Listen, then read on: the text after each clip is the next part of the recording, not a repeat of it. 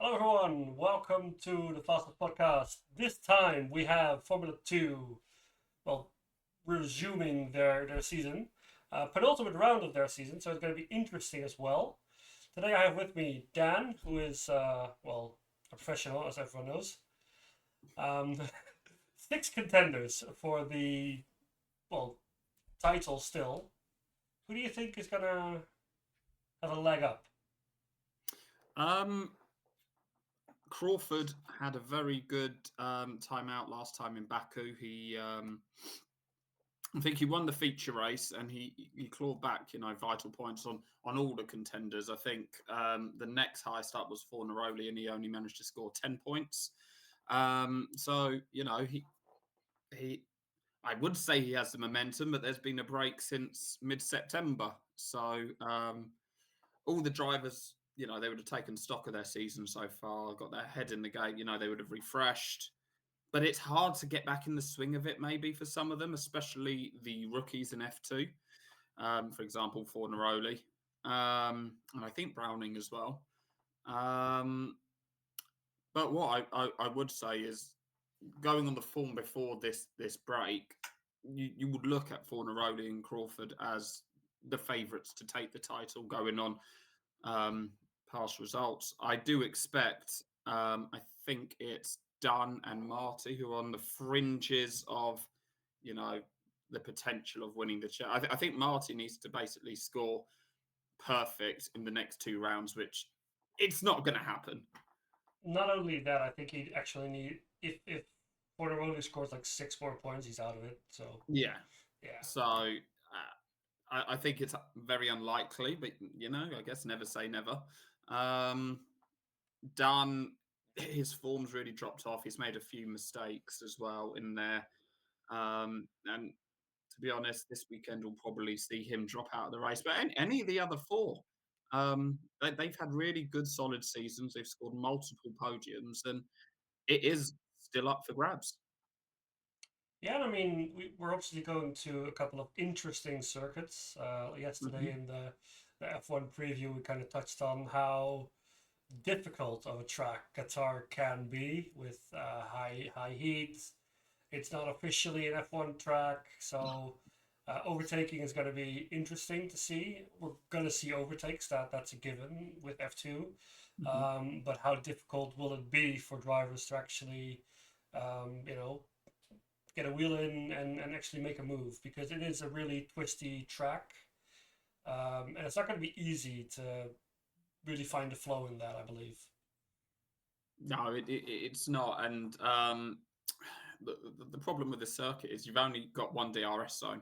So in theory, you've got one overtaking opportunity. Of course, in F2, you can overtake without DRS in places unusual for overtaking in a Formula One race, for example. But the way that Qatar is set up, it will be tricky to overtake and it'll be difficult for them to follow. The thing they've got is the cars are a lot smaller. Um, so, you know, these are young drivers. They're looking to make a name for themselves. They're going to dive bomb. I'd be very surprised if we don't have many dive You, bombs, especially you got to impress, so. exactly. The chasing pack. If they they're going to have to take risks. Fornaroli can probably relax a little bit, and especially if he has a good qualifying, a second or a third place is not going to be the end of the world for him. But everyone else realistically needs to beat him, needs to win the race, and they're going to have to take risks. So it could be a brilliant F2 race. Yeah, I mean, we saw it last year, of course, with Hajar and Bortoleto, who were then fighting for the title. They went into the final round with just half a point separating them. Hmm. Sadly, Hajar had the really bad race start where he couldn't get off the grid, so it was basically end over in lap one.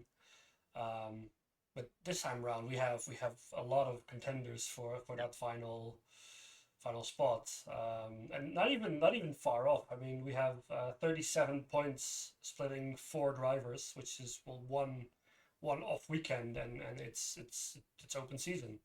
Exactly. I mean, So it just takes Fornaroli to make one mistake. Remember, he is a rookie. He is young.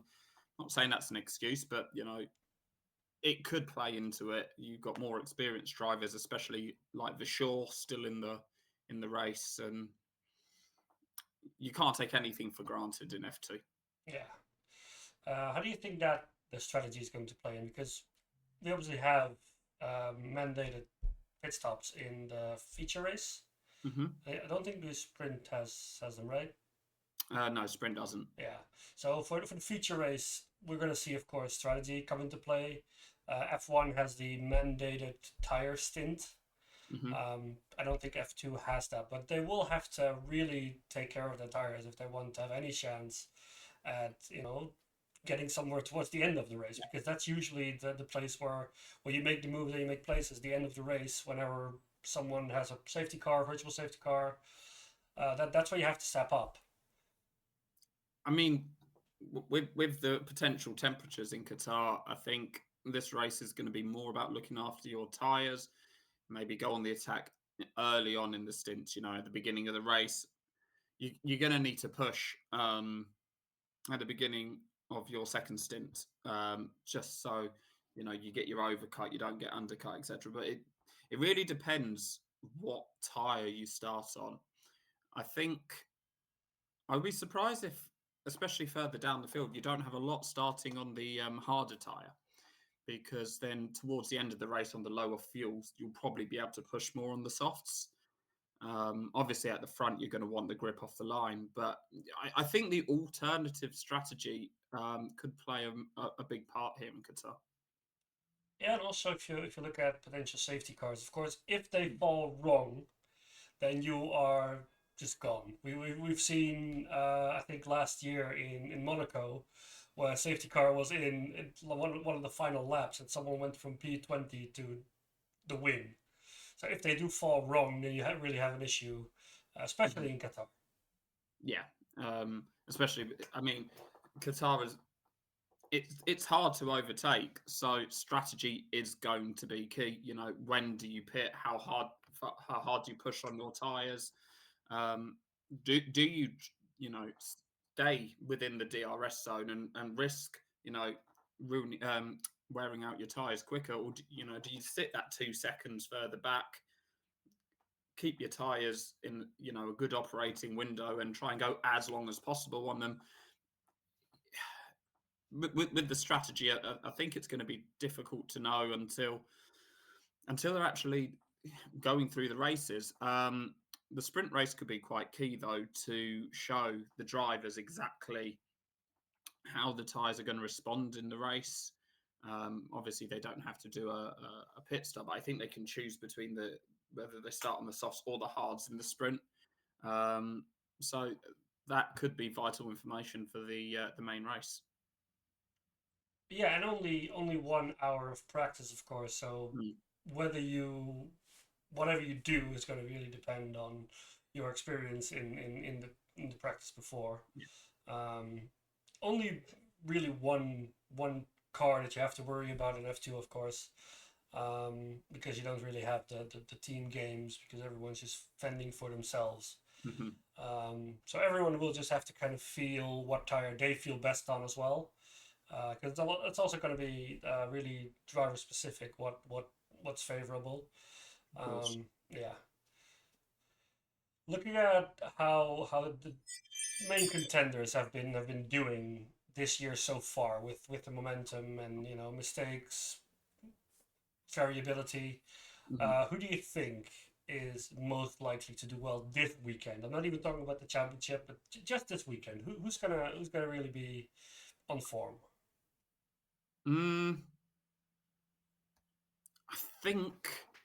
I think Crawford and I think Browning. They've been the last two feature race winners. Obviously, you can't count Fornaroli. He's top of the championship for a reason, but I think he's only won one main and one sprint race. He's just been consistent throughout. Scoring, the seconds, the thirds, on and off weekend, he's scoring still 10, 12 points. So he's ticking along nicely. But, if we're going for the race win, I think it's going to be one of the ones challenging him, because they have to. He doesn't have to win. And they do. So I'll be looking more towards, sort of Crawford or Browning. Verschoor, his form has dipped off a little bit after, doing really well early on. He has, um, made a few mistakes. I think Monza qualifying was a hard hitter for him. Of course, he recovered to score, I think, a few points, but that really put him down the pecking order, which was, unfortunate for him, but it was his mistake ultimately. So if I was to pick one, I'd go Crawford. He's really been pulling on a comeback, I would say. He was Mm.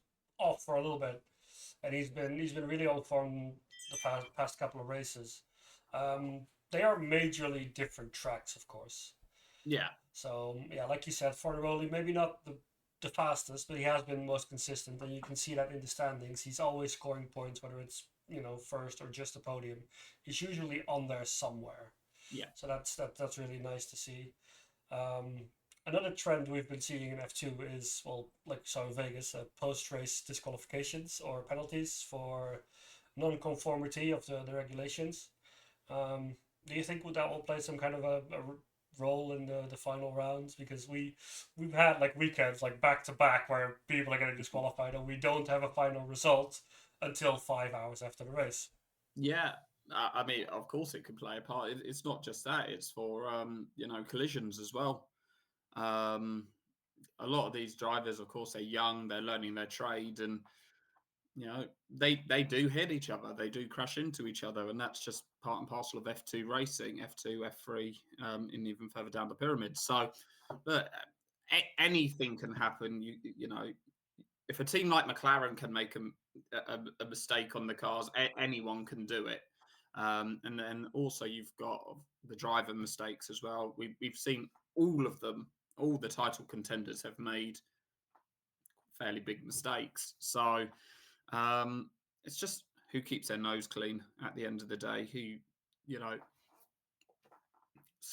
it's obviously about winning, but in other cases, if Crawford beats Fornaroli, but neither of them win, it's a good day for Crawford, for example. So it's about keeping your nose clean and just scoring the vital points. Yeah, I'd have to agree with that. Um, if it wasn't already chaotic enough, we also have F3 drivers who are prematurely promoted to F2. Yeah. F3 season is done. Kamara was the winner of that season, champion. But now, since F3 isn't doing any more races, some teams have opted to give them a chance in F2 before the official season is going on. Mm-hmm. They're going to want to impress everyone, of course. Yeah. They're going to want to push. They're going to make mistakes. That's a given. Would would it affect the championship if they really get into it? I don't think they'll be at the top. I think it's Wharton and Solov making their F2 debuts this weekend. I don't think they'll be up there because obviously everyone else has had the season's experience of the F2 cars. What could happen? Um, they could cause a safety car. They might make a mistake. They could hit someone. They could go into the barrier. They could, beach their car in gravel or whatever. And, that could play a part strategy wise. Or it could make or break someone's day. So of course they can play a major part in the championship without actually racing the championship drivers. I mean, if you look at F2, we don't, of course, have reverse sprints in F1, Mm. but all you need is a P10 and you are on pole for the Saturday race. Yeah. If you get close enough, you can really start racing the F2 veterans. Mm-hmm. Um, so I think it's going to be interesting to see with all of these elements being in Qatar, only a couple rounds remaining. Um, Drivers in Formula 2 aren't used to it, wanting to prove themselves, and then on top of that, the championship, which still needs to be decided and is relatively close as well. Yeah. We're in for a really interesting weekend in Qatar. Yeah. And let's hope it goes on to Abu Dhabi. That would be, I'm all for that. Wanting the title decided in the last race. yeah. I So think I think if Fornaroli has a good weekend and he wins the race, he should be champion. I Um, think he will. yeah, it's only 19 points separating them right now. So if Crawford has a little bit of an off weekend Yeah, and Fornaroli is up there, then I think the title is decided. But then, he'll definitely have one hand on the trophy if he yeah, wins all this. So, but then again, if it goes the other way, we're gonna see a classic Abu Dhabi decider. So definitely, yeah. yes. Um, anything else which you will be watching out for the Formula Two weekend? Yeah, I think it's not only the teammates, sorry, the contenders who will be up there. We've seen some strong performances from other drivers, Lindblad, for example, Stanek. So I wouldn't count them out for a good result as well. For a cat amongst the pigeons, and fight the title contenders. So I'm all for more competition. The more people challenging for wins, the better. F2 is always close racing. Yeah. You don't have these massive gaps between them. So the more they're up there, the better. I mean, you say Lindblad, of course. He's also being linked to that V Carb seat for next year. So he'll probably want to impress the most he can. Yeah, but for me, it's too soon. Yeah, I mean, yeah, yeah. That's all we can actually say about it. Yeah. Yeah, I mean, I would be very surprised if he gets that seat, but it's Red Bull. Stranger things have happened. So. yeah. Um, I think we're gonna leave it at that. I mean, F2 really doesn't need the hype. If you don't usually watch F2, we really recommend it because the action is just so much better. People can actually race, they can actually overtake, and everyone is throwing their best at it because you're only racing for yourself. You're not racing for your team. You want to get to F1, and that's what F2 is all about. So yeah. Well, thanks for watching, and we will probably see you somewhere else in the weekend where we will probably give a couple of updates on everything F1, F2, um, the fun moments. So yeah, have a good day, man. Yeah.